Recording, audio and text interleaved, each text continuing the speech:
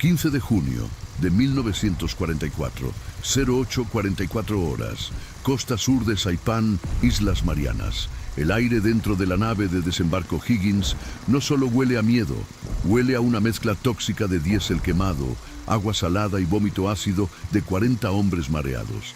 El primer teniente Frank Tachowski, un oficial de 29 años con el rostro endurecido por el sol del Pacífico, no mira la playa que se acerca. Mira a los hombres agazapados a su alrededor. No son marines comunes y corrientes. Aquí no hay uniformes perfectamente planchados. Hay botas desatadas, barbas sin afeitar y ojos que han visto más veces el interior de las celdas de una prisión militar que una iglesia. Mientras los proyectiles de artillería japonesa de 75 milímetros comienzan a explotar en las aguas circundantes, levantando géiseres de espuma mortal que sacuden el pequeño barco de acero, Tachowski conoce una verdad brutal. La inteligencia naval estadounidense ha estimado 30.000 tropas imperiales japonesas atrincheradas en esa isla. 30.000 hombres dispuestos a morir por el emperador, esperando en búnkeres de hormigón y túneles de lava. Y la primera línea de defensa contra ellos, la punta de lanza de esta invasión en la batalla de Saipán, son estos 40 inadaptados. La infantería de marina los llamó problemas disciplinarios. Sus antecedentes penales decían ladrones y alborotadores. Pero Tachowski los llamó la única esperanza de supervivencia. Esta es la historia no contada de la unidad más improbable de la Segunda Guerra Mundial, un grupo experimental formado en brigadas militares y prisiones para lograr lo que los soldados convencionales no podían. Si busca comprender la verdadera brutalidad del teatro del Pacífico y las tácticas de guerrilla que definieron el combate moderno, necesita conocer 40 ladrones. La invasión de Saipán no se ganó solo con una potencia de fuego superior, sino con la astucia de hombres que aprendieron a luchar en las calles antes que en la jungla. Para entender por qué 40 criminales lideraban el mayor asalto anfibio de la Guerra del Pacífico hasta ese momento, debemos retroceder 7 meses en el tiempo. Después del baño de sangre de la batalla de Tarawa, donde casi 1.000 marines murieron en 76 horas debido a la falta de inteligencia sobre las posiciones enemigas, el coronel James Risley, del 6º Regimiento de Marines, llegó a una conclusión sombría. El entrenamiento estándar creó objetivos excelentes, necesitaba depredadores. Risley no necesitaba hombres que marcharan en línea recta.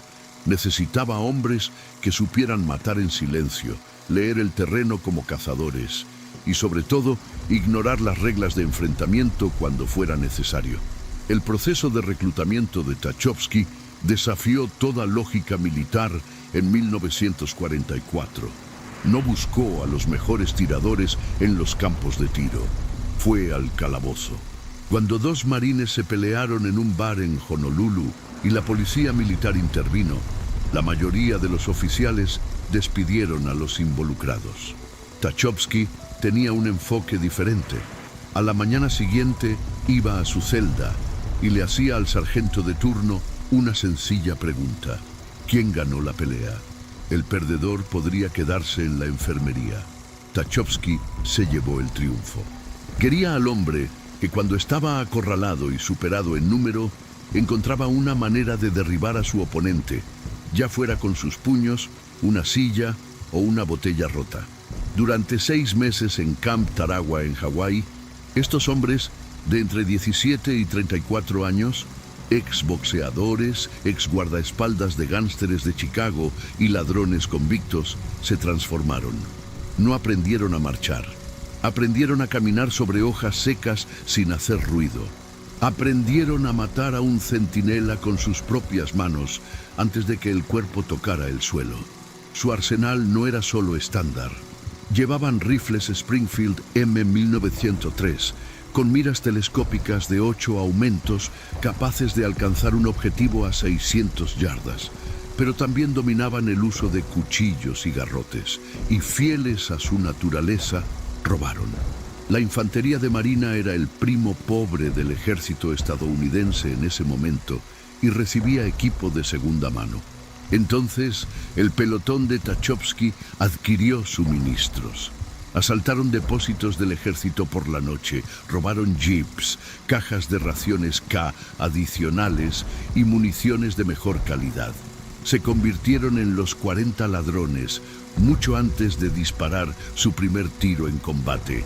Ahora volvamos al barco de Higgins, 0847 UAM. La rampa de acero cae con estrépito metálico al agua poco profunda.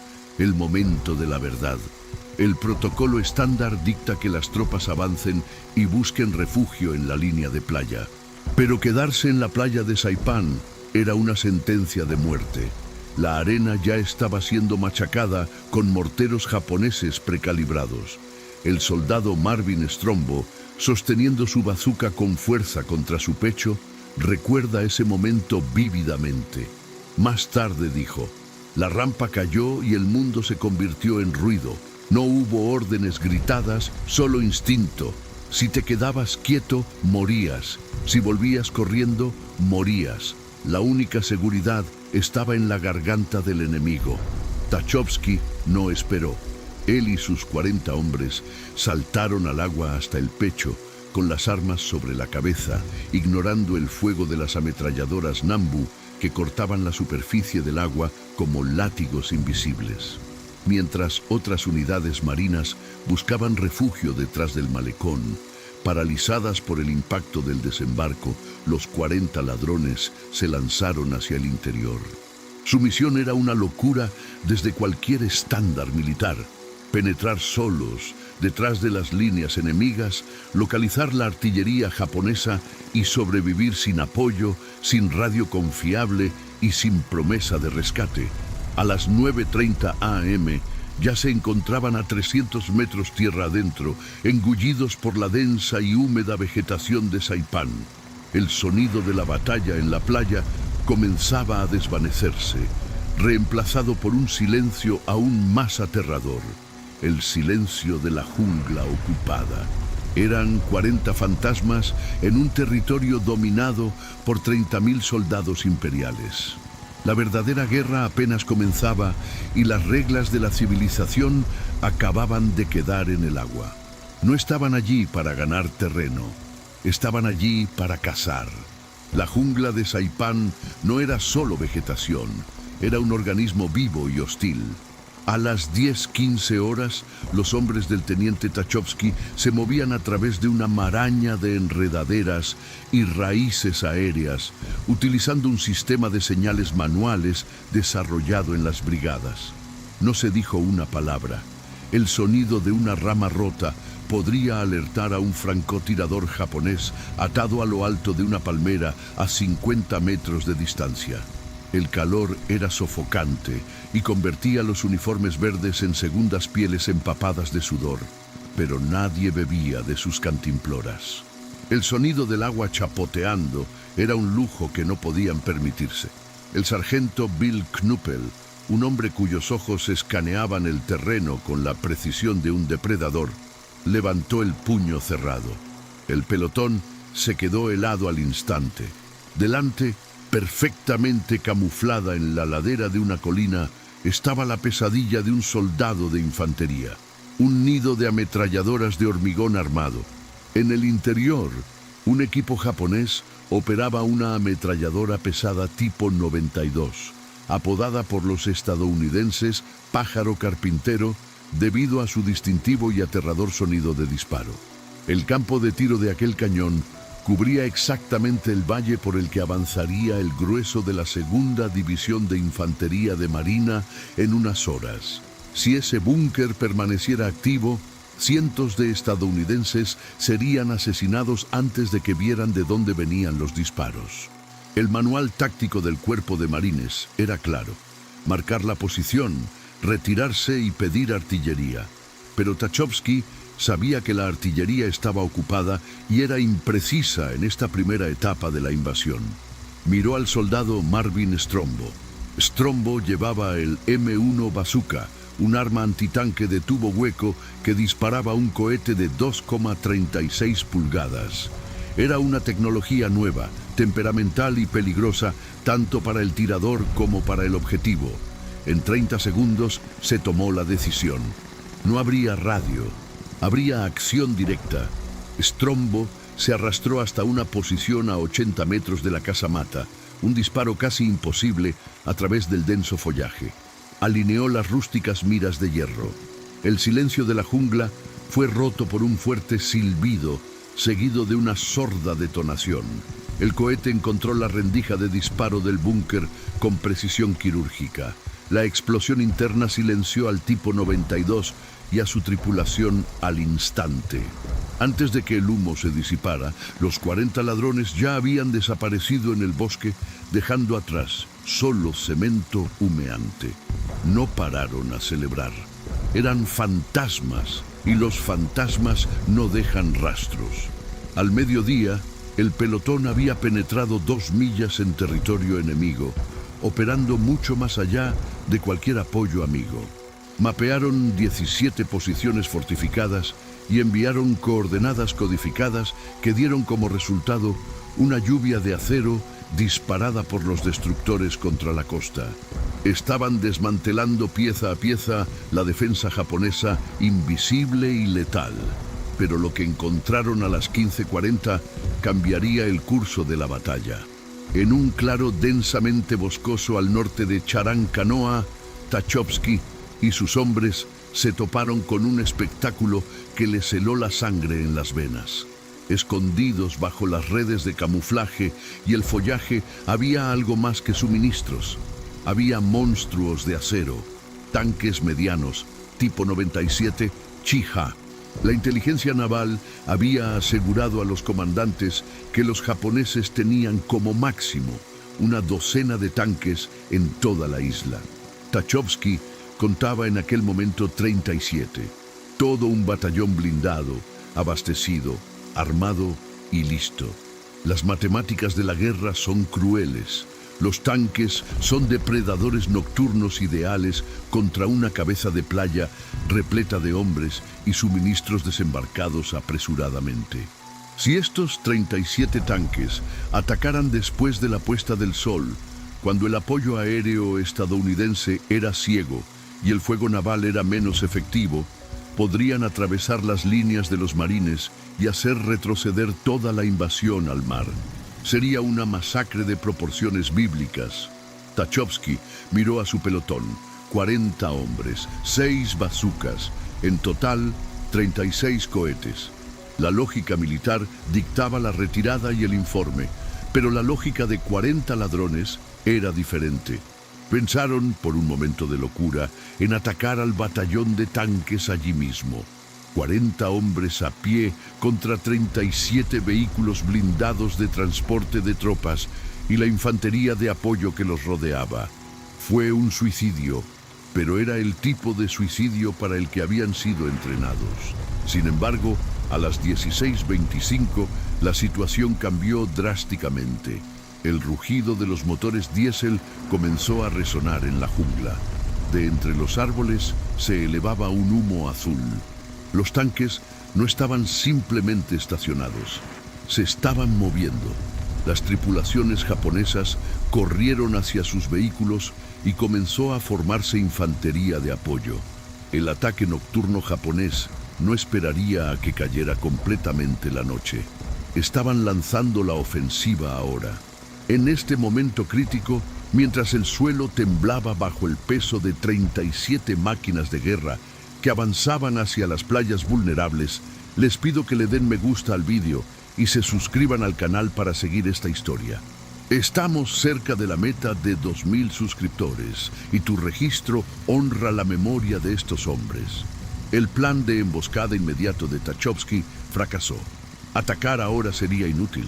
La columna blindada era una fuerza imparable en esas condiciones. Tachovsky tomó una nueva decisión, quizás la más peligrosa de todas. No atacarían la columna de frente, corrían junto a ella. Los 40 Thieves se convertirían en los ojos de la flota, transmitiendo la ubicación y dirección de los vehículos blindados enemigos en tiempo real. Corrieron paralelos a los tanques a solo 200 metros de distancia, ocultos por la vegetación, mientras la fuerza japonesa de 1000 hombres y docenas de tanques avanzaba hacia el océano. La tensión era palpable. Cada vez que el comandante de un tanque japonés giraba su torreta para explorar la jungla, los marines contenían la respiración, sabiendo que un solo disparo de cañón de 57 milímetros acabaría con el pelotón. Pero entonces, al anochecer, sucedió algo extraño.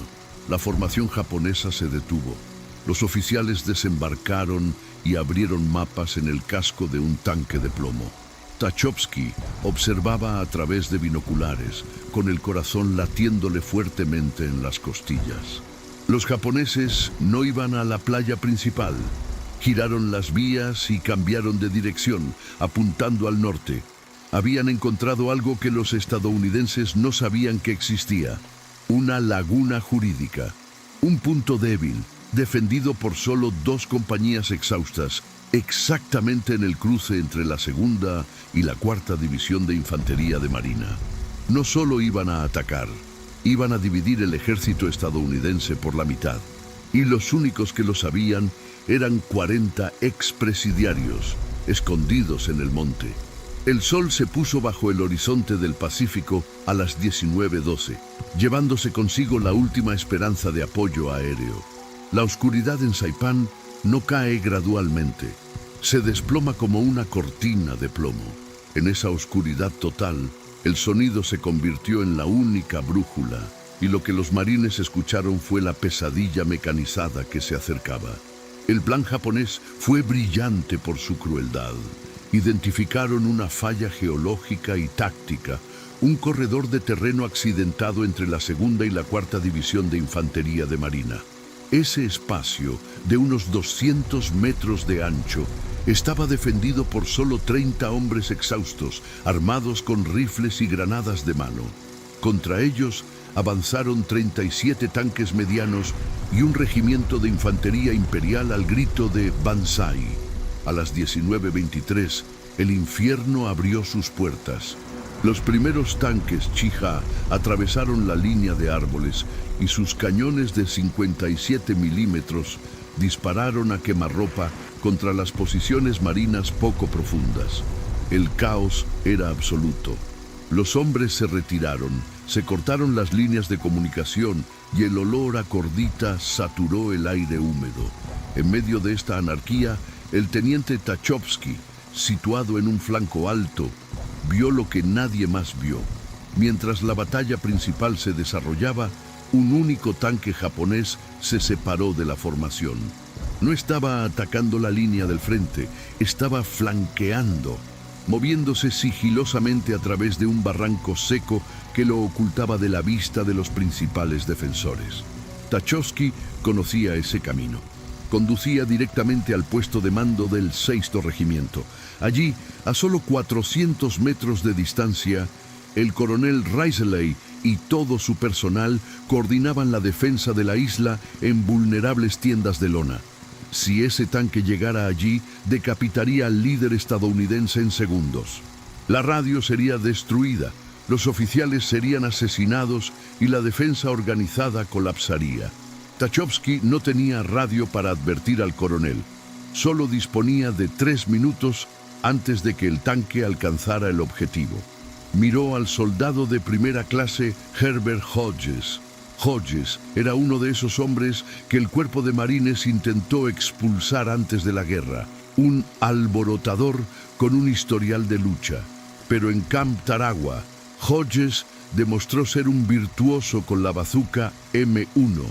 Sin embargo, los objetivos de papel no responden al fuego, y los objetivos de papel no tienen una armadura de acero endurecido inclinada de 25 milímetros para desviar los proyectiles. ¡Vamos!, Tachowski gritó, y los 2 hombres corrieron colina abajo, corriendo en la oscuridad, tropezándose con raíces y rocas en una carrera desesperada por interceptar la máquina de guerra. No corrían para alejarse del peligro, sino para ponerse directamente en su camino. Llegaron al borde del barranco a las 19:31 horas. El suelo tembló. El tanque emergió de la oscuridad 20 segundos después. Una bestia de acero y remaches que se movía a 25 kilómetros por hora. La torre giró lentamente, buscando presas. El comandante del tanque tenía la escotilla abierta y los binoculares en los ojos, confiando en haber flanqueado a los estadounidenses. Hodges se dejó caer al suelo, con el rostro cubierto de barro, y apoyó la bazuca en el hombro. La distancia era de 30 metros, demasiado cerca para estar seguro, demasiado lejos para garantizar un golpe letal en la oscuridad. La ojiva de carga hueca de la bazuca necesitaba golpear el blindaje en un ángulo casi perfecto de 90 grados para penetrar. Cualquier desviación haría que el cohete rebotara sin causar daño. 25 metros. 20 metros. El tanque se detuvo momentáneamente para que el comandante comprobara su posición. Era ahora o nunca. Hodges dejó de respirar. El mundo quedó reducido a las vistas y a la oscura silueta del vehículo blindado. Presionó el gatillo eléctrico. El destello iluminó la jungla como un rayo. El cohete cruzó el espacio en una fracción de segundo e impactó en el flanco izquierdo del tanque, justo debajo del anillo de la torreta, el punto más débil de la estructura. La física de la guerra hizo el resto. El chorro de cobre fundido atravesó el acero y detonó el compartimento de municiones. La explosión fue catastrófica. La torreta del tanque, que pesa toneladas, fue arrancada del chasis. Una bola de fuego se elevó 30 metros en el aire, convirtiendo la noche en día por un breve y aterrador momento. Ese único disparo hizo más que destruir un tanque.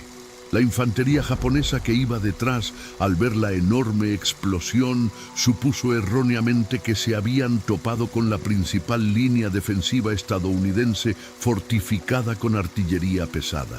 Temiendo una trampa, el comandante de infantería japonés ordenó a sus tropas que se alejaran del puesto de mando, desviando el ataque lejos del coronel Risley. El problemático Hodges, con un tubo de metal y un coraje imprudente, acababa de salvar el mando del regimiento. Pero el destello del disparo tuvo un costo.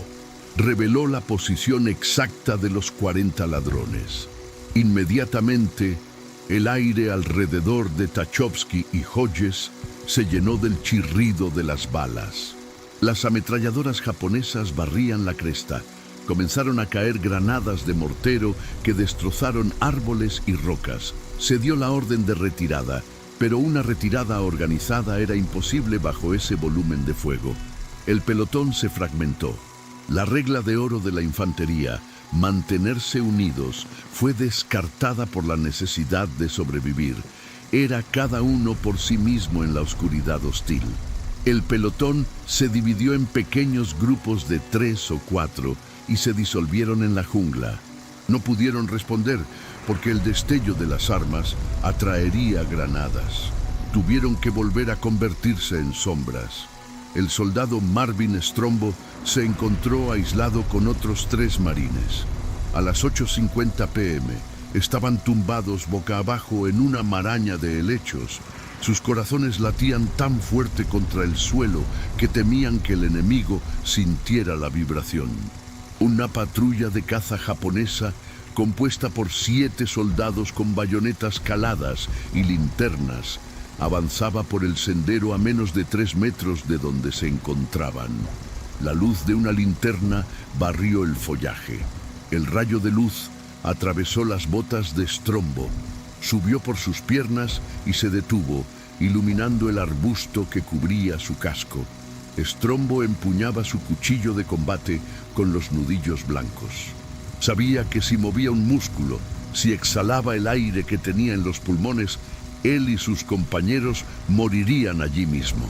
Un soldado japonés se detuvo, miró directamente al lugar donde se escondía Strombo y entrecerró los ojos. El tiempo se detuvo. La vida y la muerte estaban separadas por una fina capa de hojas y la desatención de un enemigo cansado. El soldado japonés murmuró algo, escupió en el suelo a centímetros de la cara de Strombo y siguió caminando.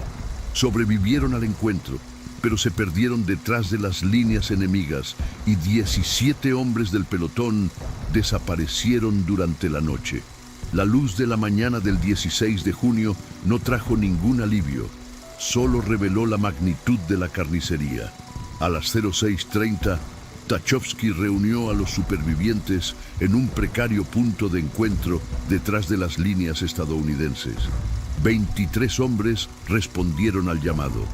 17 todavía estaban ahí afuera, perdidos en el purgatorio verde. La guerra no espera a los desaparecidos, pero los 40 ladrones sí. Haciendo caso omiso del protocolo que exigía descanso a las unidades de combate que habían pasado la noche bajo fuego, Tachowski organizó grupos de búsqueda inmediatos. Lo que siguió durante las siguientes horas define la diferencia entre soldados y hermanos. Volvieron al infierno. Encontraron cuerpos mutilados, marines capturados y ejecutados con las manos atadas. Un brutal recordatorio de que la rendición no era una opción contra el ejército imperial, pero también los encontraron con vida. A las 13:33 horas, un equipo de rescate liderado por el propio Tachowski localizó a 5 marines atrapados en un desfiladero sin salida, un cañón de roca volcánica. 40 soldados japoneses se acercaban a la cima de la cresta disparando hacia abajo como si estuvieran en un campo de tiro. Los marines quedaron atrapados, sin municiones y heridos.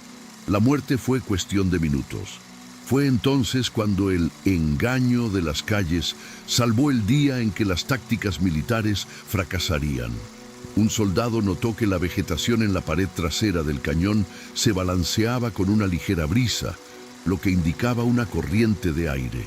Había una grieta en la roca, oculta por raíces, demasiado estrecha para que pasara un hombre con equipo, pero lo suficientemente ancha para que pasara un hombre desesperado.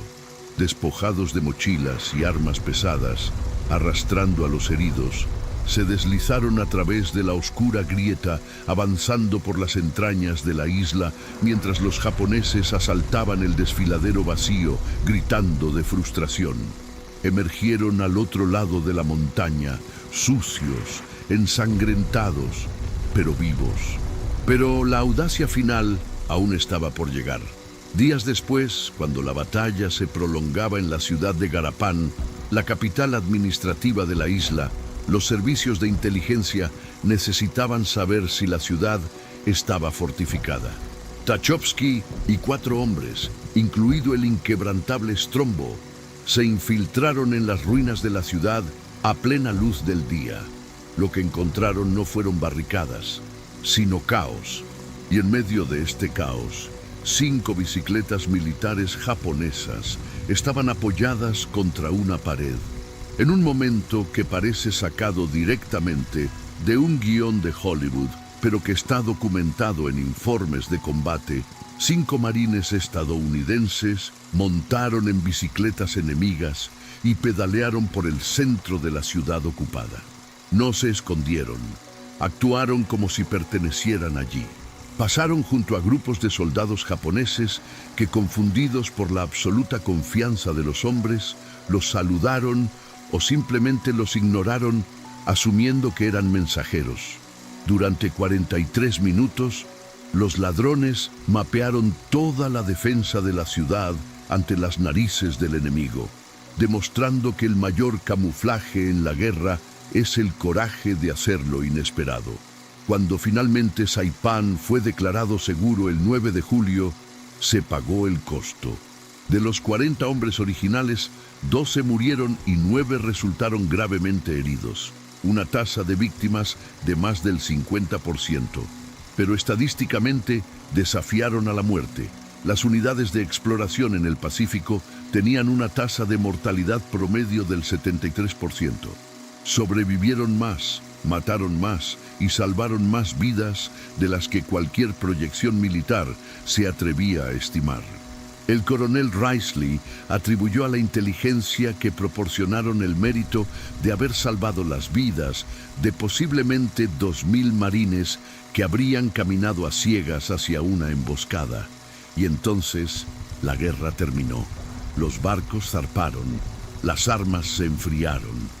¿Y qué pasó con los hombres que fueron sacados de las cárceles para salvar al mundo? No hubo desfiles de confeti para 40 Thieves. La unidad fue disuelta, sus tácticas absorbidas y sus nombres olvidados en los libros de historia oficiales durante décadas. Frank Tachowski regresó a casa, guardó sus medallas y diarios en un baúl polvoriento y se convirtió en alcalde de Sturgeon Bay, Wisconsin. Nunca habló de la guerra. Como muchos de esa generación, llevaba el silencio como un escudo. Sus hombres, los indeseables, intentaron volver a la vida civil. Algunos lo lograron y se convirtieron en mecánicos, maestros y padres. Otros nunca abandonaron la jungla. Lucharon contra el alcoholismo, el insomnio y los demonios de lo que ahora llamamos trastorno de estrés postraumático. Se despertaban sudando en mitad de la noche, oliendo el combustible diésel y escuchando el sonido de las orugas de los tanques aplastando la vegetación. La sociedad los veía como exconvictos o veteranos difíciles, sin darse cuenta de que esas manos temblorosas habían sostenido la línea que separaba la victoria de la derrota total en el Pacífico. La historia de 40 ladrones nos obliga a afrontar una verdad incómoda sobre la guerra. Cuando la civilización está en peligro, no la salvan solo los santos o los soldados. A menudo es salvada por los quebrantados, los rebeldes y los marginados. Los hombres que conocían el mundo no daban nada gratis, así que tenían que aceptarlo.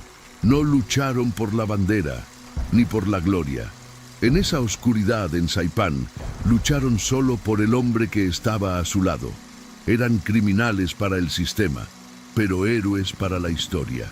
Hoy, su legado sigue vivo en las modernas fuerzas especiales, SEAL y Marines de reconocimiento, unidades que operan en la sombra siguiendo la doctrina que Tachowski escribió con sangre y sudor en 1944. Si esta historia te hizo ver la Segunda Guerra Mundial con nuevos ojos, comparte este video. No dejéis que el sacrificio de estos hombres quede encerrado en un cofre olvidado. La memoria es la única medalla que el tiempo no puede oxidar. Deja tu comentario a continuación. ¿Tendrías el coraje de andar en esa bicicleta en territorio enemigo? Nos vemos en el próximo frente de batalla.